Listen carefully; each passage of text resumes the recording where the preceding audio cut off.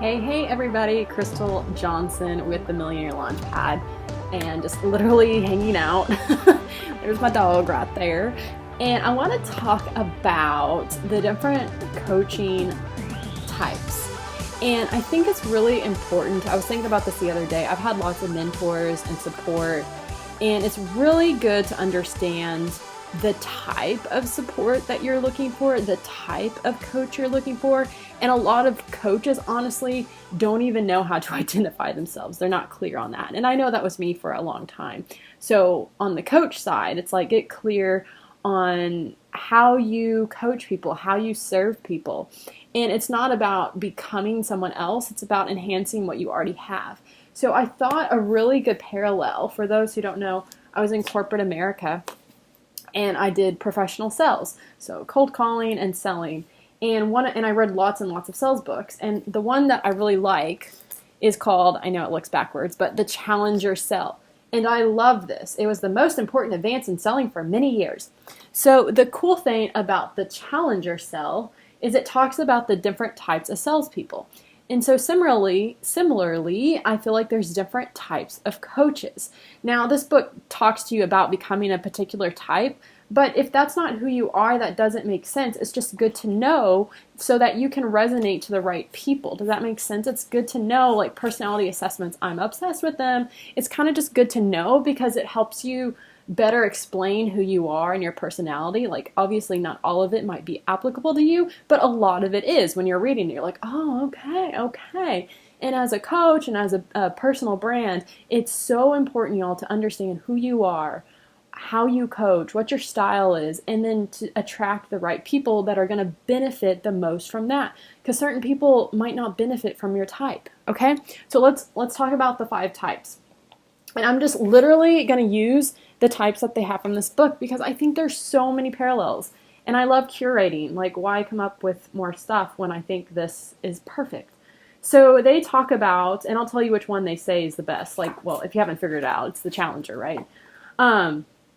For sales. But one is the hard worker. And so 20% of the sample of the research were hard workers. So hard workers are always willing to go the extra mile. They don't give up easily. They're self-motivated. They're interested in feedback and development.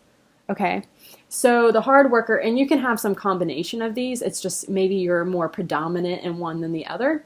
So the hard worker. So maybe the hard worker, how that shows up if you are a coach, that shows up like you go over and beyond for your clients. Like you don't just tell them what to do, like you actually help them do it, right? You show them how to do the techie stuff. You help them edit, you help them, you are a hard worker, so you're going to go over and beyond and you're just self-motivated. And some people need that. Some people need more hand-holding.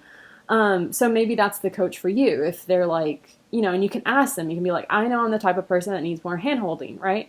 So you want a really hard-working coach. That is not me. Not that I'm not hardworking. It's just I'm not going to do stuff that doesn't bring me joy and fulfillment. Like I'm just not going to do it. I can't do it. It kills my soul, right? The next one is the Challenger. And the Challenger was 27% of the sample of salespeople. And the Challenger always has a different view of the world. So new, fresh perspective, understands the customer's business, so they meet them where they're at, they love to debate, and they push or challenge the customer or the client. So I am totally a challenger. That's why I was so good at sales. I think it was a few things, not to toot my own horn, but just, in sales, and we have to sell in business. Like you're not just a coach, you're a salesperson, right? You're not just a business owner, you're also a salesperson. And so while you don't have to be a challenger, like that's not your predominant style, it's really good to learn from the challenger. So as a challenger coach, people that would really benefit working with me are people who are kind of like, they have the skills, they have everything they need, they know what they should be doing, but they're not doing it. And so they need a fresh perspective. They need a kick in the tushy. They need new beliefs and new ways of seeing things because they've gotten so stuck in their past success, right? They've gotten so stuck and it's just unfulfilling, it's boring, or it's just they feel off. They feel lack of clarity. So they need someone to help them create a fresh perspective. So that's what I love doing and that's what I'm really good at. I'm a challenger. So let's do an example of this. So someone who would be a terrible fit for me as a client is someone who needs to be a little bit more coddled, someone who's like more timid, someone who needs a lot of reassurance, like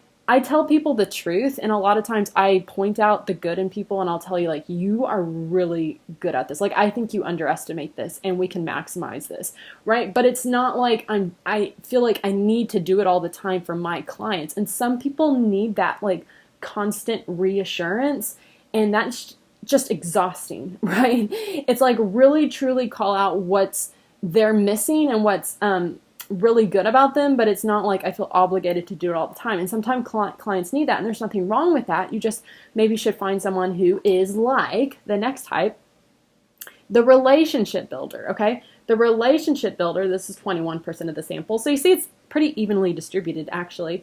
The relationship builder builds strong advocates in the customer organization, generous in giving time to help others, gets along with everyone.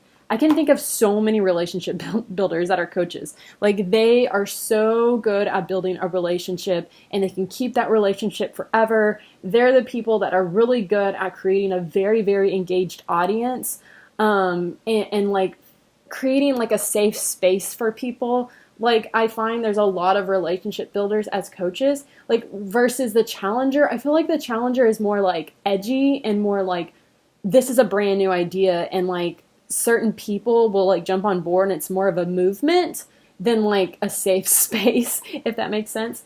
Next, and then relationship builder, like, I guess if you're more timid and you want more of a relationship with someone, like more of a friendship, maybe you're looking for the relationship builder. The lone wolf, and again, obviously you can have several of these. It's just one of these are more predominant for you. Like, I'm a good relationship builder, but it's like, I love being a challenger more than a relationship builder. Make sense? Okay, the next one is the lone wolf. This was 18% of the sample, and they follow their own instincts. They're self-assured, and they're difficult to control. Like, that's probably a lot of entrepreneurs. We all have kind of the lone wolf in us. But maybe the lone wolf, honestly, they're not the best as a coach. Like, I've known lone wolf coaches, and they're not coaches anymore. And the reason is that they move fast, they get shiz done, and they just can't understand why other people aren't doing it. And it's not even them getting people that they can challenge. It's just that they're better at doing their own thing, basically. So you don't want a lone wolf as a coach. And then last is the reactive problem solver. This was 14% of the sample. They reliably respond to internal and external stakeholders. That's not really relevant. Ensures that all problems are solved and are detail-oriented. The reactive problem solver. I am the least of a reactive problem solver. Like, I can't stand attention to detail. I'm more of a big picture person. So this is perfect. Like, let's say, like, I'm struggling with, like, all the little details in my business and creating like SOPs, standard operating procedures. I want to start hiring people, and like, for example, I've tried doing my own SOPs, and like, it is so hard for me because I want, to hire people to outsource things slowly as I continue to grow, and I want them to have step by step what they do. Like, that is so hard for me to do. And so maybe for me, as an example, when I'm looking for my next coach, maybe I'm looking for someone who's more of a problem solver, who's very detailed oriented, who already has all these like little detailed systems, and I can just pop in the information. Like, that would really serve me. Does that make sense? So it's really good, first off, to know what type of coach you are. I thought this was a really good, these were really good examples of that. And then also, you know what type of coach you are, and then when you're looking for a coach or someone to support and mentor you, to understand like, okay, these are the different types and what do I need? So for those of y'all that need a little kick in the booty, that need new perspective, that need to get unstuck, that need to be challenged again, I'm more of the challenger, right? So you're like ready to go. You've been frustrated for a while, and you're like, I have everything I need, I just don't understand why I'm there, right? So I love being the challenger, and I've started embracing that. And you can really kind of lose your focus and your confidence when you're trying to change who you are for other people that maybe weren't the best fit for you. So get really clear on the type of coach you are, and get clear on who is gonna work best with you, and be honest with them, right? Much love and freedom, y'all. Bye.